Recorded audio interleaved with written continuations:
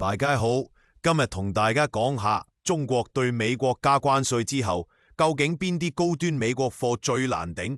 點解話有錢都未必買到？開波先講背景，特朗普一錘定音，145% 關稅劈落中國貨頭上，北京即刻反手125% 還擊。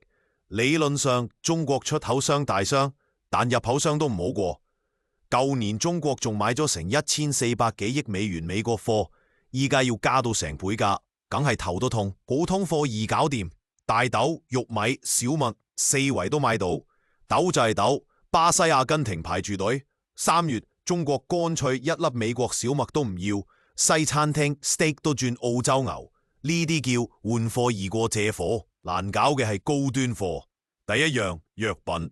雖然中國出好多學名藥賣翻去美國，但高階癌症療法、血友病藥、人血白蛋白反而要靠美國供應，庫存用晒點算？關稅一落，醫院心都寒。第二樣飛機同零件，中國半對民航機係波音，冇美國零件維修就好似冇波板糖嘅小朋友，飛都飛唔喐。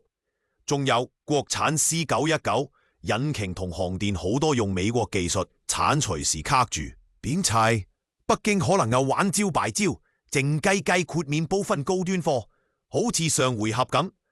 特朗普亦識做，宣布唔向中國手機電腦徵最高關稅，因為美國人都揾唔到替代，雙方各走一步，留條走火通道。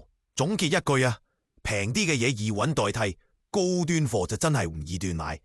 關稅戰打落去，最頭痛唔係誰輸誰贏，而係你我佢想買嘢都難。中意咁嘅時事速食分析，撳個 like，同我傾下你認為邊樣美國貨最難被取代。下條片見。